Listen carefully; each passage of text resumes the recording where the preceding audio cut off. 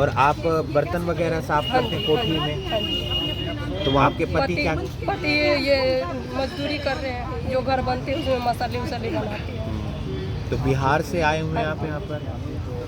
दोनों ही कितनी निकल परेशानी हो रही है जब आप घर नहीं है तो? परेशानी की तो कुछ हो ही मत। पूछने के बाद तो मेरे को लगता है इतने चिक्के चिल्ला के रोने लग जाओ। दोनों ही नहीं काम पे जा पा रहे आप? कोई नहीं जा पा रहे हैं, बस यही लगा रहता है कि पता नहीं क्या होगा, आगे क्या होगा। कल किस्त है, बंधन वाले लोग कहाँ से हम भर पाएंगे। बस यही लगा ही रहता है कि अब आगे हम उनको कैसे लोन चुकाएंगे, कैसे उनको किस्त दे पाएंगे।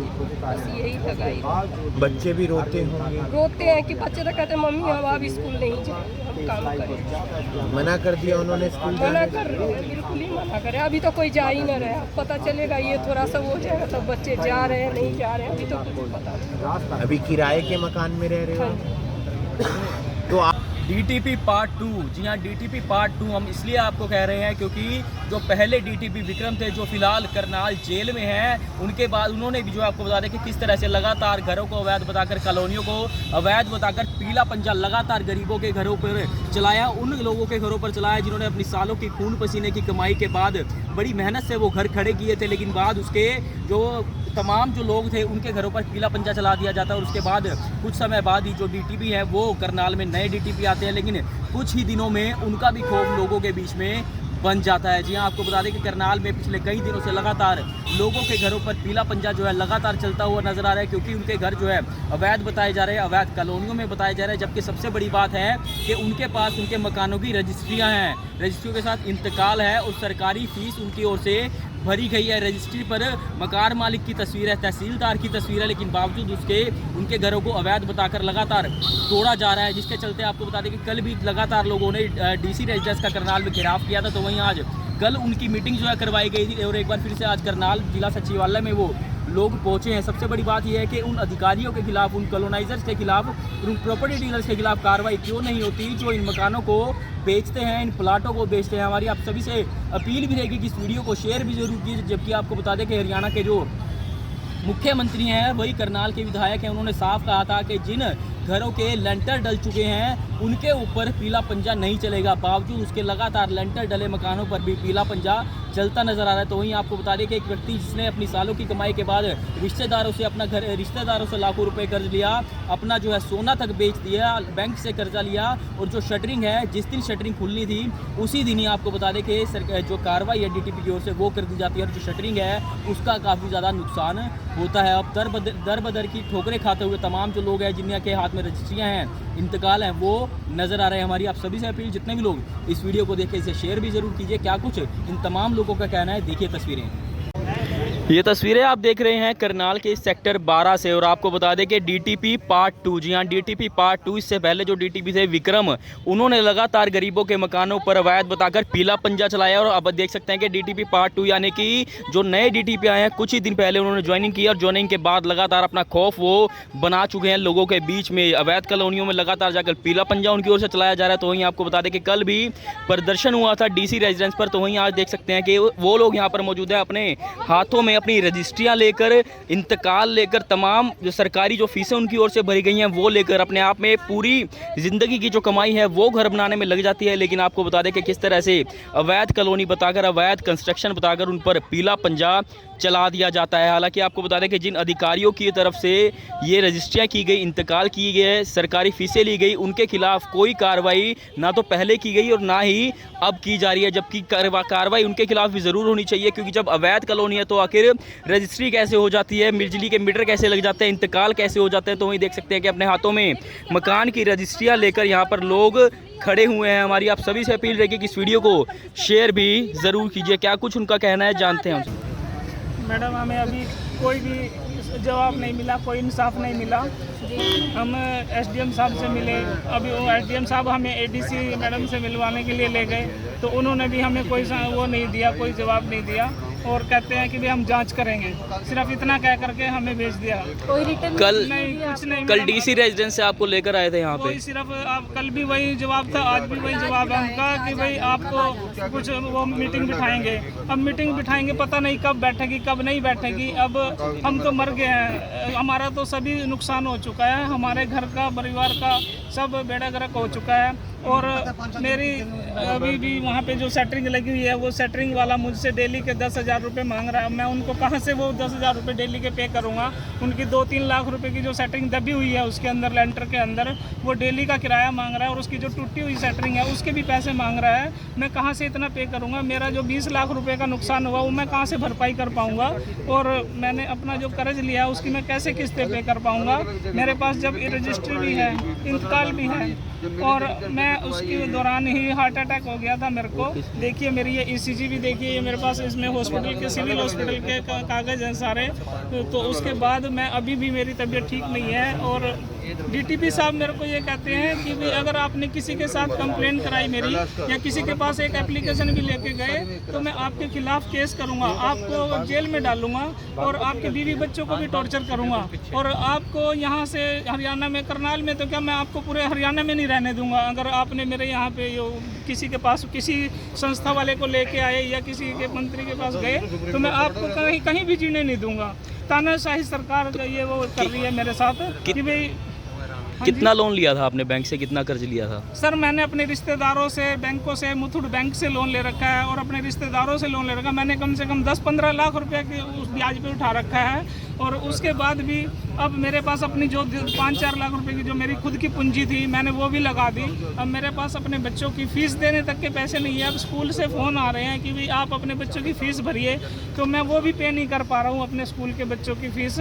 तो मेरे सरकार से यही गुहार है कि मेरे को मेरा मुआवजा दिया जाए, और मेरे साथ जितने भी लोगों के घर टूटे हैं वो उन सबको मुआवजा मिलना चाहिए। और जो ये कॉलोनियाँ कच्ची हैं, अब जब ये अनअप्रूव्ड हैं, तो इन कॉलोनियों में वो बोर्ड क्यों नहीं लगाती सरकार? उनमें बोर्ड लगाए कि भाई ये कॉलोनियाँ अनअप्रूव्ड हैं, या उन अनअप्रूव्ड कॉलोनियों को अप्रूव्ड कराया जाए, उनको परमिशन दी जाए बनाने की। उनसे चाहे भले ही उस पर अपना टैक्स लगा दिया जाए, उनसे 200, 400, 500 जो भी उनका बनता है वो उन गरीब लोगों से ले ले। वो देने के लिए तैयार बैठे हैं, वो उनसे ले और उसमें वो ले के उसको पक्की करें, या फिर उस कॉलोनी को बिल्कुल ही जड़ से मिटा दे। उनको हुड्डा में एक प्लॉट दे दें, हुड्डा में बना करके मकान दें। जब एक फ्लैट की कीमत 20 लाख रुपए होती है हुड्डा के अंदर, तो गरीब आदमी कहाँ से फ्लैट लेगा, कहाँ से रहेगा? अब गांव में ये सरकार चाहती है कि भाई गांव का आदमी गांव में ही मरे, वो शहर में ना आए। शहर में आएगा वो तरक्की करेगा। आपका मकान कब तोड़ा था? को तोड़ा गया, मौके पे मैं नहीं था, मेरे को पड़ोसियों ने मेरे फ़ोन किया। फ़ोन करके मेरे को जैसे ही मैसेज मिला, मैं सेक्टर 16 में था और वहाँ से मैं चला। मेरे को ये नहीं पता कि मेरी बाइक कितनी स्पीड पे गई। मैं वहाँ जा कर के मेरी बाइक गिर गई और अपना DTP साहब की उसमें मेरी बाइक वहाँ पे गाड़ी से टकरा गई एक पुलिस वाले की। उन्होंने मेरे को उठा करके थाने में डाल दिया, मेरा फ़ोन खोस लिया, कहा कि तुमने मेरी गाड़ी पे स्क्रैच डाल लिया है, मेरा लाखों का नुकसान कर दिया, मेरा घर तोड़ दिया। उसके लिए मुझे पूछा तक नहीं, लेकिन उन्होंने अपनी गाड़ी की जो स्क्रैच छोटी सी वो नज़र आ गई है मेरे को, तो उन्होंने कोर्ट में उसमें डाल दिया। कोई नोटिस? अटैक भी आ गया था आपको? मेरे को अटैक आ गया था सर, ये देखिए। नोटिस दिया था पहले? मेरे को कोई नोटिस नहीं दिया सर, कोई मेरे को मैसेज नहीं ये दिया। मेरे को रजिस्ट्री है।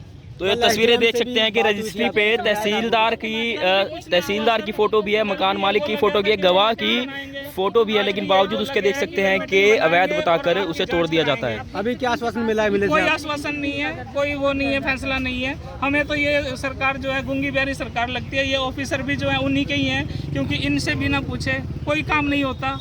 मुख्यमंत्री साहब को भी सब पता है, क्योंकि वो लोग जो काम करते हैं मुख्यमंत्री से पूछ के ही करते हैं, बिना पूछे ये कोई काम नहीं करते। DTP साहब ने जो चलाया वो तानाशाही जरिया चलाया है। वो हर जगह आज क्या अच्छी कॉलोनी नहीं पता मेरे पास, तो मैंने जिससे लिया उसके नाम रजिस्ट्री इंतकाल था, जिस आदमी से मैंने ली है। अब अगर आप मेरे से कोई सामान खरीद रहे हैं तो वो मेरा बिल देखेंगे, पिछला तो नहीं देखेंगे। मैं अगर बिल दूंगा पक्का तो फिर तो आप मेरा सामान सही है।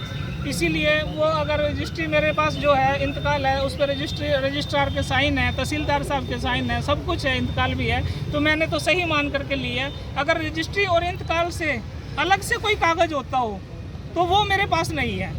अगर वो किसी गांव में, जहां पे मेरी नेवल गांव की रजिस्ट्री है, किसी भी आदमी के पास उन 2 कागजों के अलावा कोई तीसरा कागज हो तो फिर मैं गैर जिम्मेवार तो हूँ। उस समय डीटीपी कौन थे जिस समय रजिस्ट्री हुई थी? मैं नहीं जानता, मैं क्योंकि मैं डीटीपी से मिला ही नहीं, ना मैं डीटी साहब से मिला कभी उनसे पिछले वालों से। तहसीलदार साहब से मिला हूँ, राजबख्श जी थे, जिसकी ये फोटो लगी हुई है देखिए रजिस्ट्री में।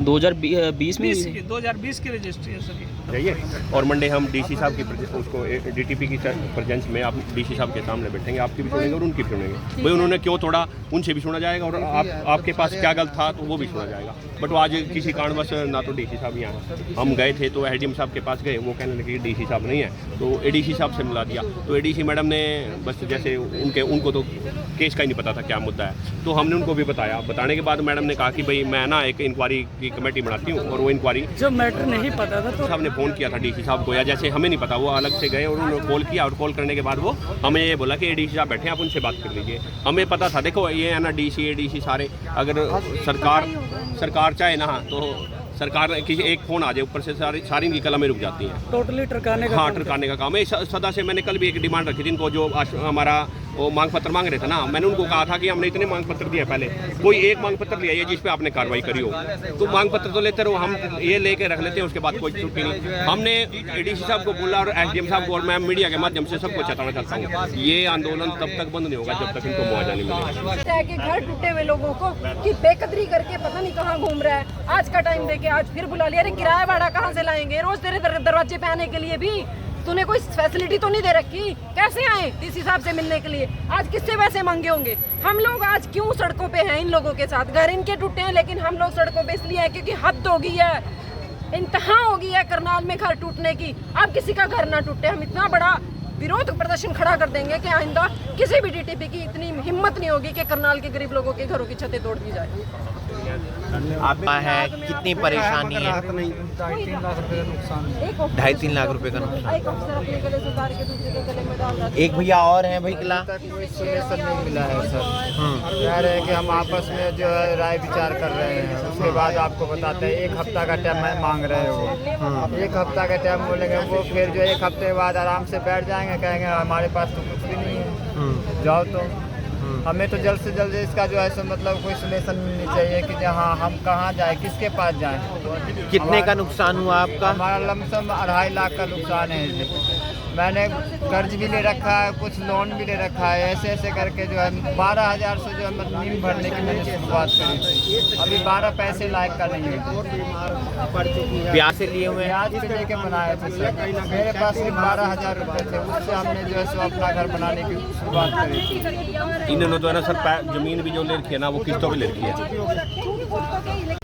तो जिन जिन लोगों के प्रशासन ने डीटीपी ने घर तोड़े हैं, उनमें से कोई लाखोंपति नहीं है, कोई करोड़ोंपति नहीं है, किसी के घर के बाहर गाड़ी नहीं है, कोई घरों में बर्तन मांजता है, कोई दिहाड़ी मजदूरी करता है, और बिहार से जो है जो कोई बिहार से आया है, कोई यहीं का रहने वाला है, उनके घरों पर पीला पंजा चला है। जी हाँ, आपको बता दें कि करनाल में कई ऐसे इलाके हैं जहाँ पर इलीगल कंस्ट्रक्शन अभी भी चल रही है, जिस पर कोई ध्यान ना तो प्रशासन का है ना ही नेताओं का है। तो वहीं अगर बात करें करनाल का मॉडल टाउन हो, सेक्टर हो करनाल के, 5-5 10-10 फुट कब्जा लोगों ने कर रखा है, घरों के अंदर क्लिनिक खोल रखे हैं, अस्पताल खोल रखे हैं, लेकिन उस तरफ किसी का ध्यान नहीं जाता क्योंकि उनकी पहुंच है, उनके पास पैसा अच्छा है। लेकिन इन लोगों की तरफ बेशक इन्होंने अवैध कॉलोनी में जो अपना मकान बनाया हो, लेकिन गलती इसमें अधिकारियों की भी है जिन्होंने उन ज़मीन की रजिस्ट्री की, इंतकाल उन ज़मीनों के किए, सरकारी फीसें भरवाई, बिजली के मीटर लगाए, उनके खिलाफ भी बराबर कार्रवाई ज़रूर होनी चाहिए। 20,000 रुपये जिसकी मेहनत की कमाई हो,